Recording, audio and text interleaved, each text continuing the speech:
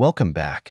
While Sarah Boone waits for the midnight train to Lowell State Prison, her time is limited at Orange County, and she's heading to her new home. Brian and Lucas have finally gained comfort knowing they can start over, and we wish them the very best.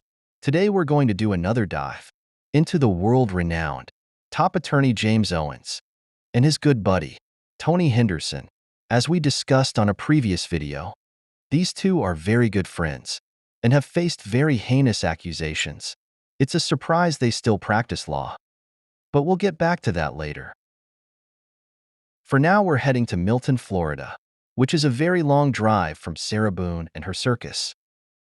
Milton is a beautiful corner of Florida with historical buildings and strong communities that band together during tough times. But why would James Owens drive hours, spend time away from his beautiful family, to join the Sarah Boone circus? Milton looks like a beautiful bed and bath getaway. And then we have the law office of Tony Henderson. A quick Google search reveals the dilapidated building in the beautiful town of Milton, which appears James Owens isn't even listed on the company logo. Was he as important as he claimed, or was he just like Sarah Boone, a delusional character hiding behind a facade? Was Tony Henderson the true businessman helping a buddy make a huge mistake? After all, these two have a very salacious history, and it's quite possible Tony could have old James a favor. We also found a pretty interesting review on James Owens further, speaking to his character. A lot of you are a good judge of character and had your suspicions of James from his first introduction. Let's take a look at some of James's shining moments during trial and see just how it all started. What motivated James to leave the comfort of Milton to join the circus, dragging his good buddies along for the ride? James and Sarah have plenty in common, like dodging questions and playing semantics. Let's watch the circus. The judge said 8 is enough, and he was going forward with the trial, so she would have to represent herself. And then Sarah Boone filed this want ad looking for a lawyer. Would anyone answer that ad? Would anyone step forward to save Sarah from representing herself? And you're doing this pro bono? I don't think she has much. No. What are you getting? Well, Sarah's got to pay me back one day. Okay. Okay. That was the agreement I had. I wanted her to understand that she needs to be self-reliant and she needs to be responsible for fees. I've got a bunch of clients that are paying me, and some of them only pay $50 a month. And but it's important to me. It's important to them, that we have an arrangement to make payments, and that's what I told her. Do you think? I feel. Do you think she needs to tell her story in the courtroom? Well,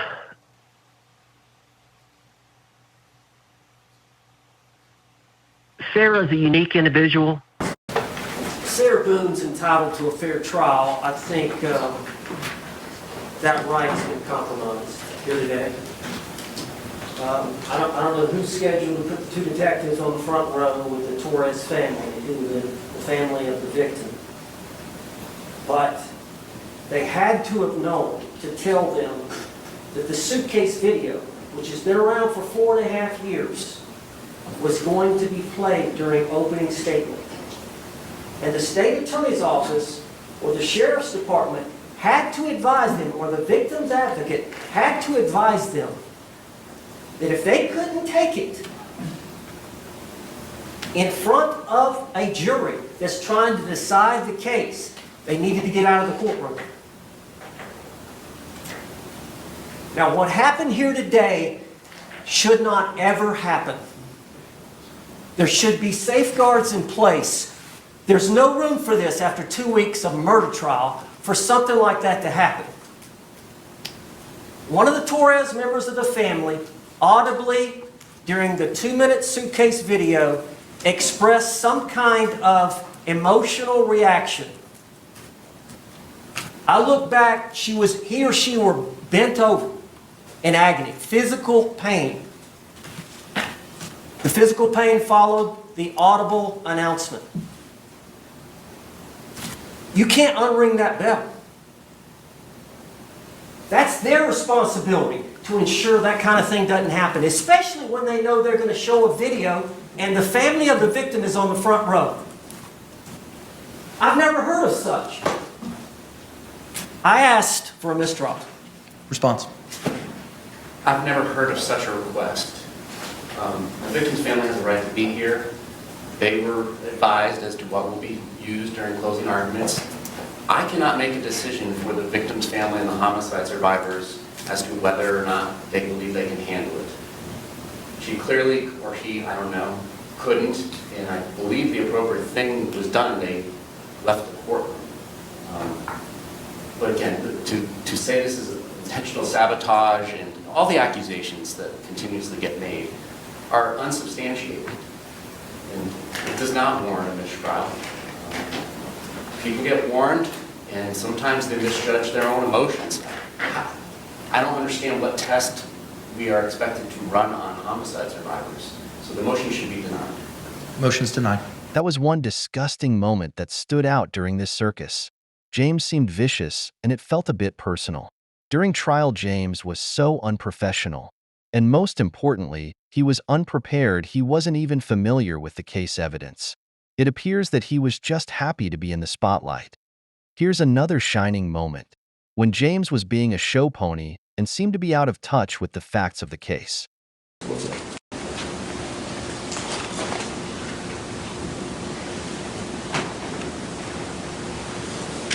I need to talk about the case a little bit. And if you'll remember, I'll get back to it. If you'll remember, that's what place I need to go.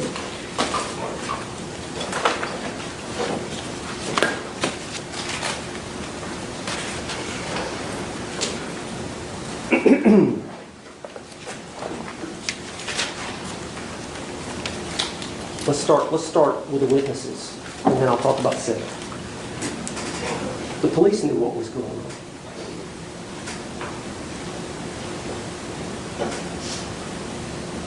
The neighbors knew what was going on.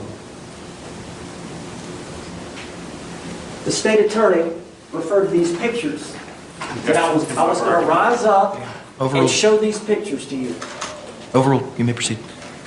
That I was going to rise up and show these pictures to you. Well, yeah, I'm going to do that. They put her on trial for murder. But what did they say? And I got to turn to this, make sure I get this exactly like they said it. I took a bunch of notes.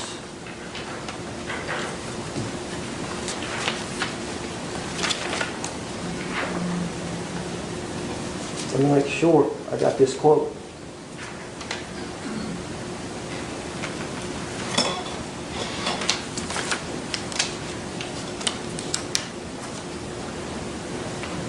Can't even find it, but it was something to the effect, maybe George Torres is the battered spouse. Can you believe it? Can you believe that? Now you know why we're here. Now you know why we're here. Little boys learn early on that girls are different. You do not put your hands on a girl. How much vodka was in that bottle? You can't wrestle with them, you can't punch them, you can't kick them. You can't treat women that way.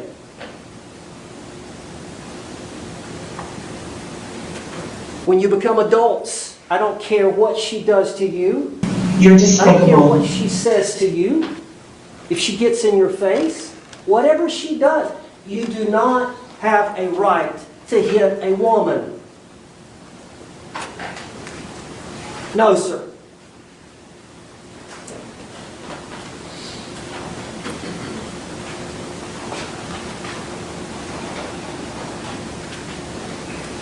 What has the state attorney tried to do? Objection, proper argument. Sustained. What have they done? Objection. What evidence have they tried to put on? Overruled. What evidence have they tried to paint Sarah as? What evidence?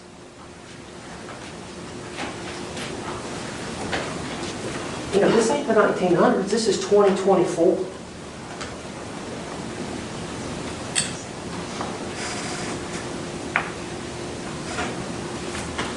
What's all these text messages? Why is that relevant? What are they trying to claim? She provoked his violence? She provoked his violence.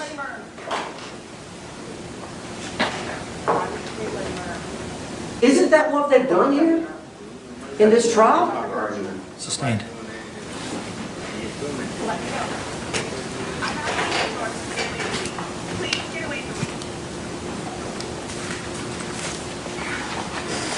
We'll get back on this.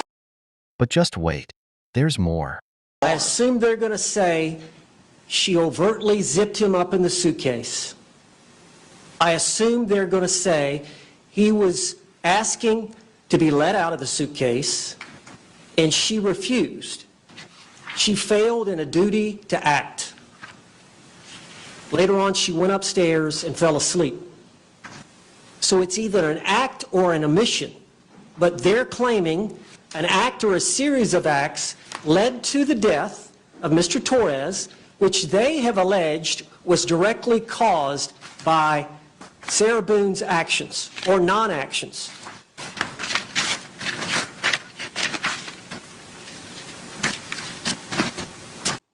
Thank you, ma'am, for having me. So I guess the big question is, why did you decide when you saw or heard about this want ad to jump to her defense? Well, I've been following the case. It's been pending for a long time, 4 years. And, you know, I watch a lot of true crime on YouTube. And so I kept following it and seeing how lawyers were getting out of the case or withdrawing. So I was just curious to see it come to an end. And then the judge made a decision fairly recently, I think in June, that she had forfeited her right to court-appointed counsel. And so she was going to have to represent herself. And of course, that's a concern for many lawyers, knowing that it's very difficult to get a fair trial, especially in a more serious case like this. Representing yourself, it's foolish. So there was really a gap in the system. This is a rare event where you go through 8 lawyers and the judge finds that you don't qualify for a court-appointed lawyer. So because of that, I felt like somebody in the private sector should step up. She sent out the ad. I saw it on YouTube. I didn't respond immediately. I waited 3 or 4 weeks to see if one of the local Orlando criminal defense lawyers would pick up the case. And it didn't happen, so I got involved. So that's you. You're number 9. You met with her for 4 hours. Did you get any inkling of why 8 others are in her rearview mirror? Well, it's a difficult case. It's a complex case. It's not going to be an easy case to try. There is some strong evidence that the state would be presenting in the form of videotape and the audio tape, obviously. So there are some complex issues. It's not, you know, Sarah is a unique person, as you may know, and, you know, she may not get along with everybody. Maybe personalities clash or lock horns. She and I happen to get along really well, and I like her, she likes me, so I can't really speak to them. There are several reasons that people have conflicts. Sometimes you represent, as a lawyer, a state witness in the past. You obviously can't stay on the case. So there were several reasons that several of the lawyers didn't stay on for very long and got off the case. I've got just a couple seconds left, literally, but I just have to ask, did you reach out to prosecutors for a plea bargain? Did you talk with Sarah about a plea bargain? Did either of them refuse? And again, I've got about 10 seconds.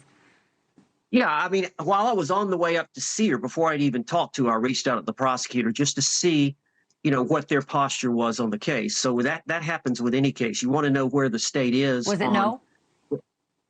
Well, it was not resolved in any way by plea. Yeah. There was no way. Yeah, I would love to have you back. By the way, just real quickly, yes or no, did Sarah say yes or no to a plea deal? No, she said no. She said no. All right. After the verdict, James was actually shocked at his and Sarah's performance. What was your client's reaction when she heard the verdict, guilty, read in court? Yeah, it was this past Friday evening, and I would say shock. We were not, she nor I were anticipating guilty as charged. We considered that the jury might convict her of a lesser charge, or of the first lesser was manslaughter and the second lesser was culpable negligence.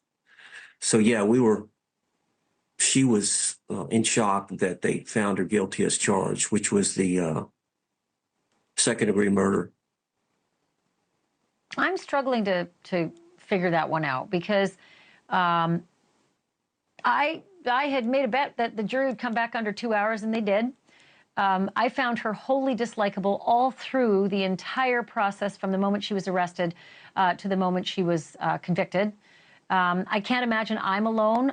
Everyone I've spoken to who's been following the case, albeit not in the courtroom, has said the same thing. They'll throw the book at her.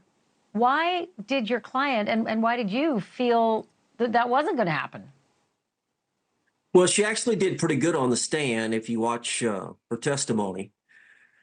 As far as Sarah goes, she actually did pretty good, I felt like. But, ultimately, as you mentioned earlier, the decision as to whether or not to accept a plea offer or to take the case to trial is ultimately only the client's decision. We can tell, lawyer can tell her the pros and cons and the strengths and weaknesses of her position versus the state's position. Sure. Did you recommend to her to take the deal and she went against your recommendation? Because knowing how she's been with the last, 8 trial attorneys who, she spent before you, I would imagine that would be a scenario I'd believe.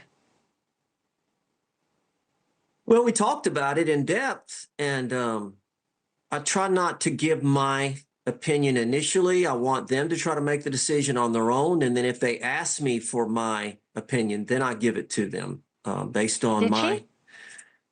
Yes. What'd you say? Well, that was something that I suggested she strongly consider, was that plea. I think with 15 years, you do 80% of that sentence here in Florida, plus she'd done already 4.5 years. So she would have had, I think, about 8 years to do. So yeah, that was. So she went against your advice. I sit here with a smile only because it's like I've heard this story so many times before, and I think you knew as well coming in as number 9 that she wouldn't take your advice. Have you had a chance to talk with her since the conviction, and is she rethinking her decision to ignore everybody who's smarter at this game than she is? No, we haven't talked about that. She's got a sentencing coming up December the 2nd, Monday, December the 2nd at 1:30. So we're going to deal with preparing her for that. She's going to speak at that. And then there's a pre-sentence investigation that the judge ordered. So we'll work on that. And the judge has got to. What do you think she's going to get? What do you think the judge will sentence her to? Well, there's a range, and I think the state attorney had said the low end was 22 years, and of course, life is the top of the range, and the judge is going to have to make a decision. As you know, there was testimony that she suffered from the battered spouse syndrome by our expert, and also the state attorney's expert testified. Both of them agreed that she suffered. So there is some mitigating factors, although the jury did not find that she was justified in the use of force that she used as a result of the battered spouse syndrome. I think the judge can consider the fact that ultimately, it was a dysfunctional, toxic relationship in which both of them probably abused each other. Watch as James is still shocked after sentencing. riddled with negative comments. 80% of them are from fans that watched the trial. So I found a review from way before James even knew Sarah, and here is what they had to say about Mr. James Owens. Allegedly, James met with his client at a burger stand, received a $2,000 payment, and stopped answering his phone. You can go and check out all of the reviews for yourself on Google. It's pretty funny. Just gives a glimpse into the person he is professionally, and begs the question, just what did he mean when he says Sarah owes him? Did James plan to save Sarah cost him his reputation, or was his reputation already ruined? His plans backfire like Sarah's documentation. And you're doing this pro bono? I don't think she has No, much. no. What are you getting? Well, Sarah's got to pay me back one day. Okay. Okay. That was the agreement I had. I didn't want to. I wanted her to understand that she needs to be self-reliant and she needs to be responsible for fees. I've got a bunch of clients that are paying me, and some of them only pay $50 a month. And but it's important to me. It's important to them, that we have an arrangement to make payments, and that's what I told her. Do you think? I feel. Do you think she needs to tell her story in the courtroom? Well,